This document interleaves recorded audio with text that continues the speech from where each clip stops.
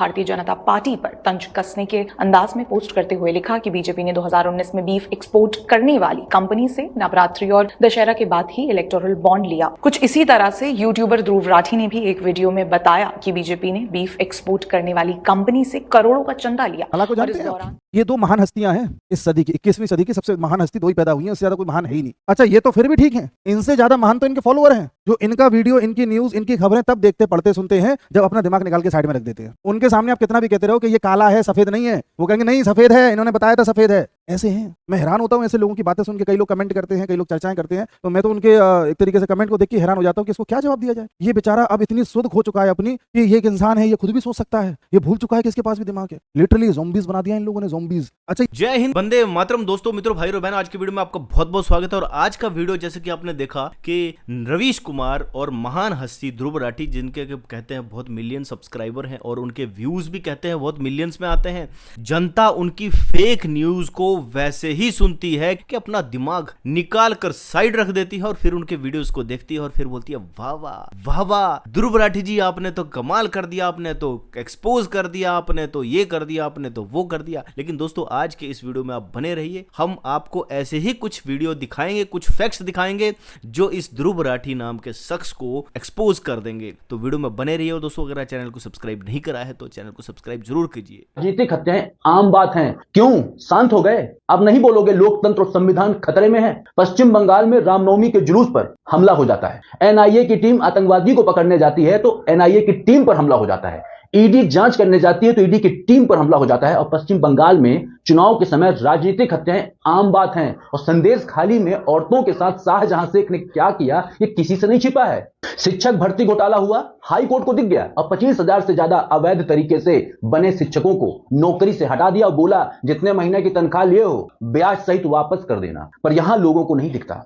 और कान खोल के सुन लो, ध्रुव राठी, रवीश कुमार और उसके छात्रों नीलेश कुमार आरजे के यहां तुम लोगों की क्लास लगती रहेगी। दोस्तों, ध्रुव राठी जैसे बंदे, ऐसे लोग कभी भी संदेश खाली पर कभी भी वीडियो नहीं बनाएंगे, कभी भी कश्मीर से पलायन किए गए हिंदुओं पर कभी भी वीडियो नहीं बनाएंगे।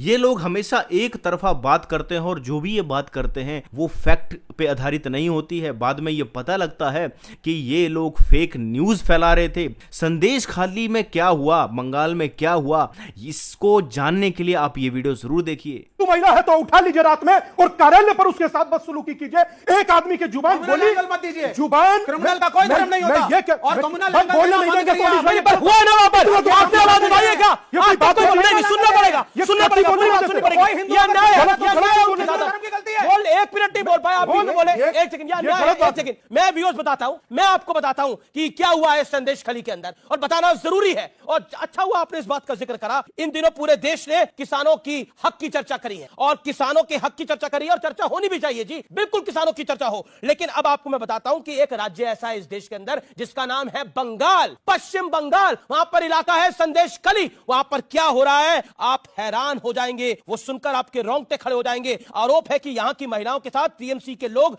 आए दिन रेप करते हैं, छेड़खानी करते हैं। उनके पतियों को कहते हैं, उनके भाइयों को कहते हैं कि ये महिला हो सकती है तुम्हारे घर पे हो, लेकिन इसका अधिकार, इसका जो अधिकार है वो हमारे पास है। सोचिए, ये आज के भारत में हो रहा है। और जो लोग कहते हैं वुमेन एम्पावरमेंट होनी चाहिए, वो सब लोग खामोश है क्योंकि वो मुद्दा संदेश खली है, वो बंगाल में पड़ता है, इसलिए मौन धारण कर रखा है। और इससे ज्यादा घोर शर्मनाक बात कुछ नहीं हो सकती। ये देश को पता ही नहीं है अभी तक संदेश खली में जो हो रहा है। कहां है राहुल गांधी? कोई कुछ नहीं बोल रहा। कहां अखिलेश यादव जी? कोई कुछ नहीं बोल रहा है। कहां लेफ्ट? कोई कुछ नहीं बोल रहा है। कहां शादाब चौहान? कहां है ध्रुव राठी और कहां है रवीश कुमार? ये कोई कुछ क्यों नहीं बोलता है जब इस तरह की घटनाएं होती हैं? ये लोग एक तरफा व्यू लेते हैं क्योंकि इनको पार्टियों से प्रेम है। ये पार्टी प्रेम में इतने अंधे हो गए हैं कि इनको सिर्फ मोदी बीजेपी को गालियां देनी है। ये लोग हिंदुओं से भी नफरत करते हैं। बीफ के ऊपर एक ऐसा वीडियो बनाया, बीजेपी ने गाय माता को काटने वाली कंपनी से 2 करोड़ का चंदा लिया है। ये तो डेमोक्रेसी के 5वें पिलर ध्रुव राठी की वीडियो में आपने देखा ही होगा। चलिए जानते हैं कि ये कितना सच है। दोस्तों, जिस कंपनी की जर्मन भाई बात कर रहे हैं वो है Allana group, largest beef exporter. पर क्या भारत का कानून काओ मीट एक्सपोर्ट को अलाउ करता है? Answer is no. As per the meat policy, export of meat of cow, ox and calf is prohibited. तो एलेना ग्रुप एक्सपोर्ट क्या कर रहा है? आंसर भी जर्मन भाई की वीडियो में ही है, बोनलेस बफेलो मीट। और जर्मनी का मुझे पता नहीं, लेकिन हिंदुस्तान में भैंस को माँ नहीं मानते, बट वीडियो में जानबूझकर गाय को दिखाया गया है। जरा जर्मन भाई के अंधभक्त फॉलोअर्स के कमेंट देखिए। गौ रक्षक निकला कसाई, सामने से गौ रक्षक, अंदर से गौ भक्षक। दोस्तों, इसे ही कहते हैं मैनिपुलेशन। अब आप बोलेंगे कि भैंस भी तो जानवर है, ठीक है, जरा जर्मन भाई का ये पोस्ट देखिए जहां वो खुद बीफ ईटिंग को पर्सनल फ्रीडम बता रहे हैं। दोस्तों, दुनिया को सच दिखाओ और इस वीडियो को अपनी स्टोरी पे लगाओ और मैनिपुलेशन से बचाओ। तो दोस्तों, जर्मन शेफर्ड को ये लगता है कि भारत में रहने वाले जो उसके व्यूअर हैं वो सभी के सभी जो है अपने दिमाग से खाली हैं, मतलब उनके पास दिमाग नहीं है और वो जो दिखाएगा वो लोग मान लेंगे। लेकिन ये ध्रुव राठी बड़ी चालाकी से लोगों को बेवकूफ बनाता है और खुद वो बीफ का प्रमोशन भी करता है और कहता है कि भैया ये फ्रीडम है, और एक तरफ जो है बेवकूफ बनाने के लिए अपने व्यूअर्स को वहां पर ये दिखाया जाता है कि भैया मोदी सरकार जो है वो गाय का बीफ को एक्सपोर्ट कर रही है, जो कि सरासर फेक न्यूज है। गलत इंफॉर्मेशन फैलाने के लिए ध्रुव राठी किसी भी हद तक जा सकता है, क्योंकि ये लोग पता कौन है, ये है मार्क्सिस्ट, ये है लेनिनवादी, ये कम्युनिस्ट लोग हैं और कम्युनिस्टों की भारत में एंट्री हो चुकी है यूट्यूब के माध्यम से। दोस्तों, कम्युनिस्टों ने देश बर्बाद कर दिए हैं, सबको पता है। जो माओ था चाइना का, जिसको वो अपना भगवान समझते हैं, दुनिया में सबसे ज्यादा हत्याएं कराने का और हत्याएं करने का आरोप उसी के ऊपर नहीं हो जाता। इस बात को आप ध्यान रखिए। लोगों को यह समझना चाहिए कि ध्रुव राठी का अगर आप वीडियो देख रहे हो तो आपको खुद भी फैक्ट चेक करना है और गलत चीज समझकर जो आप डिसीजन लोगे वो भी गलत ही होंगे। दोस्तों, अभी हाल ही में आपने सुना होगा कि अगर कोई गुंडा भी खड़ा है तो उसको भी वोट दे दो, लेकिन नरेंद्र मोदी या बीजेपी सरकार या कोई भी देशभक्त सरकार है उसको कभी भी वोट मत दो। आप खुद ही सुनिए। हमारे एक जानकार है, वहाँ पे उनसे बात हो रही थी, तो कहते हैं जी हमारे इलाके का कैंडिडेट गुंडा है, मैं क्या करूं? ऐसे अभी आंख बंद करके कोalition को डाल के जाके वोट डाला, because this is an election जहाँ पे बीजेपी को हराना जरूरी है। तो हाँ, तो दोस्तों, यहां पर नेता इतने गिर चुके हैं कि बीजेपी को हराना जरूरी है, चाहे सामने कोई गुंडा मवाली क्यों ना खड़ा है। आपको ये बिल्कुल भी नहीं देखना है, क्योंकि आपको सिर्फ बीजेपी को हराना है। क्योंकि जो लेफ्टिस्ट विचारधारा है, जो कम्युनिस्ट विचारधारा है, वो कभी भी राष्ट्रवादी लोगों का समर्थन नहीं करती है। ये वेल्थ क्रिएटर को गालियां देंगे तो बिजनेस नहीं लग पाएंगे। आम आदमी मेहनत करेगा ही नहीं, और वो मेहनत नहीं करेगा तो उसे फ्री के खाने की आदत पड़ जाएगी, और फ्री का खाने में आदत पड़ेगी तो सोचो देश के ऊपर कर्जा हो जाएगा। फिर आप बाहर से कर्जा लोगे जिसको चुकाने में आप असमर्थ रहोगे। और अभी आपने हाल ही वेनेजुएला भी देखा, श्रीलंका भी देखा। ऐसी हालत हमारे देश की हो सकती है। दोस्त, देश में गुंडागर्दी फैल सकती है, लोग सरेआम धमकियां दे सकते हैं। आप ये देखिए किस तरह से सरेआम जो जान से मारने तक की धमकियां जो पीछे देते थे, अब उनकी क्या हालत हो गई है। नरेंद्र मोदी से कौन लड़ेगा? लड़ेंगे जो ठोक के जवाब देना जाने। मोदी को मोदी के ठोक के, वो गुजरात समझ रहा 4% मुसलमान है गुजरात में, यहाँ 42% मुसलमान है, यहाँ गुजरात बना देगा, साढ़े की बोटी काट देंगे। भाई डर लगता है इनसे, इनका कुछ पता नहीं है। ये तो मुख्यमंत्री को जेल में डाल दे। इन्होंने सारी परंपराओं को तहस नहस करके रख दिया।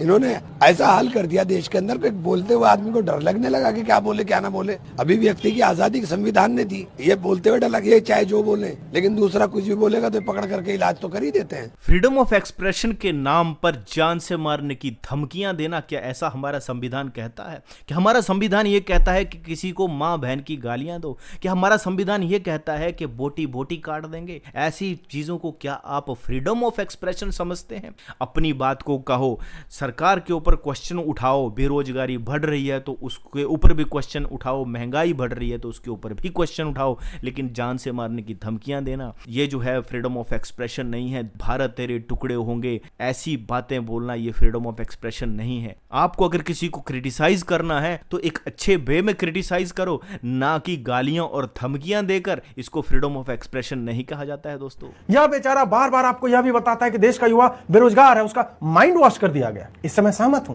देश का युवा बेरोजगार इसलिए है क्योंकि उसे ध्रुव राठी में भारत का भविष्य दिखता है।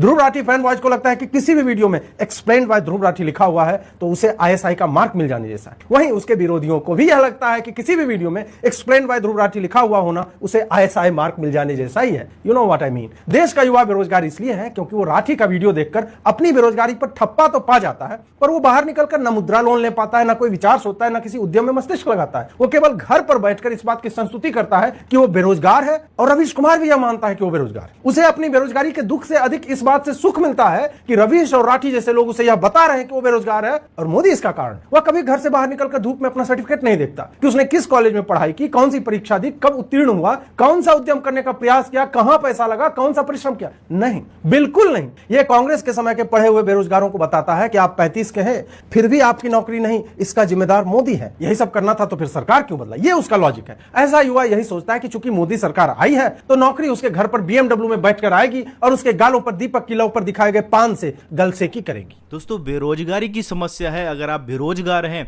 तो आपको उसके लिए कोई ना कोई स्किल आनी चाहिए। आपको कोई ना कोई आपके अंदर ऐसी स्किल होनी चाहिए, आपके अंदर कोई डिग्री होनी चाहिए, कोई पढ़ाई लिखाई होनी चाहिए। दोस्तों, एक तरफ हम बाबा साहब अंबेडकर के संविधान की दुहाई देकर यह कहते हैं कि बाबा साहब ने हमें पढ़ने का अधिकार दिया, लेकिन वो पढ़ाई लिखाई किस काम की? अगर आप पढ़ लिख कर स्किलफुल ही नहीं बन पाए, अगर आपने वो पढ़ लिख कर जो भी आपने बीकॉम या बीएससी या बीए की डिग्री ली है उस बेस पर अगर आपको नौकरी नहीं मिल पा रही है और आप सरकारी नौकरी के ही सपने देख रहे हैं, तो दोस्तों आपसे बड़ा मूर्ख कोई नहीं है। सरकारी नौकरी में जाने के सपना देखना एक बढ़िया चीज है, लेकिन क्या सरकारी नौकरी ही असली नौकरी होती है?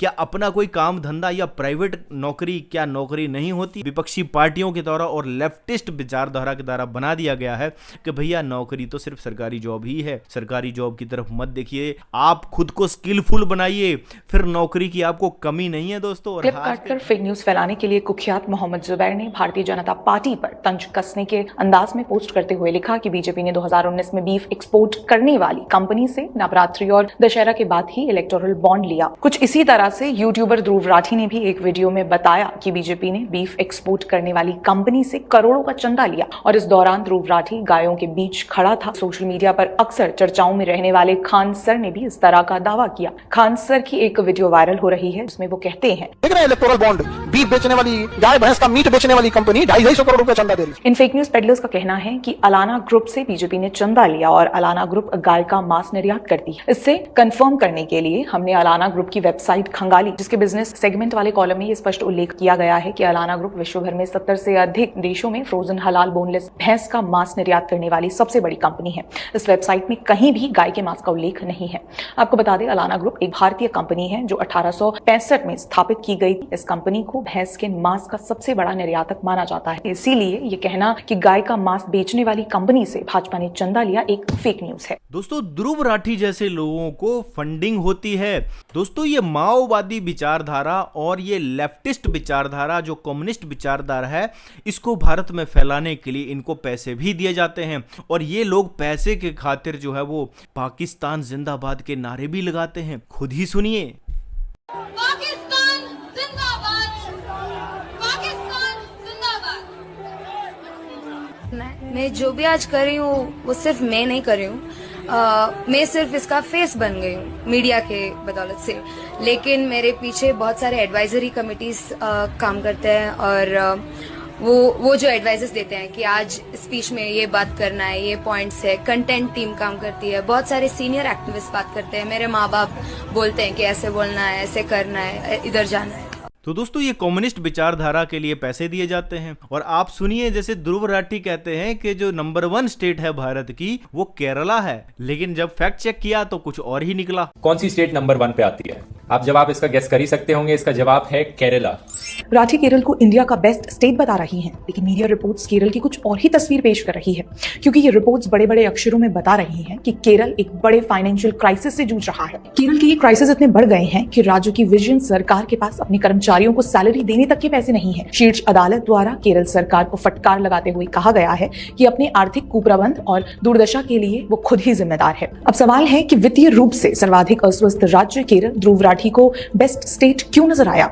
याद कीजिए, जब केरल में कोरोना महामारी ने बड़ी मात्रा में पैर पसारा था, सबसे ज्यादा कोरोना केसेस यहीं पाए गए थे और उस समय ध्रुव राठी और एक विशेष वर्ग ने मिलकर केरल के कोविड मॉडल की तारीफों के पुल बांध दिए थे और इस मॉडल को सबसे अच्छा बताया था केरला का दोस्तों जो मॉडल है कोविड-19 के खिलाफ इस जंग में, वो बहुत ही सक्सेसफुल होता हुआ दिखा। यहाँ तक कि भारत को कोरोना महामारी से लड़ने के लिए केरल मॉडल को फॉलो तक करने की सलाह दी थी। तो इस तरह की जो फेक न्यूज है ये जर्मन शेफर्ड फैलाता ही रहता है और कोरोना टाइम पे भी इसने वैसी ही फेक न्यूज जो है वो कोरोना की जो दवाई बनाई थी जो भारत सरकार ने, उसके ऊपर भी फैलाई थी। खुद ही देखिए। पहले आप ये क्रोनोलॉजी एक बारी ढंग से समझ लो। ओके, समझा। पहला, वर्ल्ड हेल्थ ऑर्गेनाइजेशन ने कहा कि रेमडेसिविर को नहीं इस्तेमाल किया जाना चाहिए। दूसरा, मोदी सरकार ने WHO के इस एडवाइस को इग्नोर किया और इस दवाई की प्रोडक्शन बढ़ाने को अप्रूव किया। ओके, हो गया।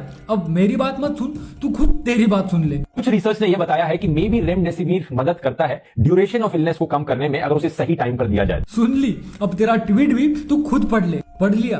चलो इस वीडियो को अब जरा और इंटरेस्टिंग बनाते हैं। ध्रुव टट्टी ने अपनी वीडियो में ये जो द इकोनॉमिक टाइम्स का आर्टिकल दिखाया है, इसे जिस ढंग से बता रहा है उससे ऐसा लग रहा है कि इसमें जरूर कोई नेगेटिव बात लिखी होगी, but let me tell you ये एक पॉजिटिव न्यूज थी। इसी आर्टिकल को अगर आप अच्छे से पढ़ोगे तो you will get to know कि कोविड से लड़ने के लिए गवर्नमेंट और रेमडेसिविर का कितना बड़ा रोल रहा है। अप्रैल 2021 में रेमडेसिविर की मैन्युफैक्चरिंग साइट्स जो सिर्फ 22 थी, वो जून में बढ़कर 62 हो गई थी, और रेमडेसिविर की प्रोडक्शन कैपेसिटी जो अप्रैल 2021 में सिर्फ 38.8 लाख पर मंथ थी, वो जून में 122 लाख पर मंथ पे पहुंच गई थी, जिसकी वजह से हजारों लाखों लोग जो कोविड से मर रहे थे उनकी जानें बच गई थी। जिसकी माँ, जिसका बाप, जिसका बेटा कोविड से जूझ रहा होगा, उसके बचने की सारी पॉसिबिलिटीज, सारी होप्स खत्म हो चुकी होगी। उस इंसान के पास लास्ट होप थी ये रेमडेसिविर। उनके लिए WHO क्या कहता है ये मैटर नहीं करता, उनके लिए मैटर ये करता है कि कैसे भी करके मेरा बाप, मेरी माँ, मेरा बेटा, मेरी बेटी बच जाए, दैट्स इट। लेकिन आम आदमी पार्टी की फंडिंग पे वहाँ जर्मनी की ऊंची बिल्डिंग में रहने वाले को यहाँ भारत की ग्राउंड रियलिटी के बारे में क्या पता हो। तो दोस्तों आज का वीडियो जो था वो एक्सपोज वीडियो था जर्मन शेफर्ड का, और आप सभी से मेरा रिक्वेस्ट है कि आप इस तरह के फेक न्यूज़ फैलाने वाले चैनल्स को प्रमोट ना करें। और अगर कोई आपका दोस्त, आपका मित्र, आपका भाई, आपका बंधु अगर ऐसे जर्मन शेफर्ड्स के वीडियो देखकर आपके सामने उनकी बड़ी बड़ी तारीफें कर रहा है, तो आप उनको ऐसे वीडियो ज़रूर आप शेयर कीजिए, ताकि उन लोगों की आंखें खुलेंगी और वो लोग भी ऐसी फेक न्यूज़ फैलाने वाले यूट्यूबर से बच जाएंगे। तो दोस्तों आज का वीडियो यही समाप्त करता हूं, मिलूंगा नेक्स्ट वीडियो में। तब तक के दोस्तों जय हिंद, वंदे मातरम, जय श्री राम।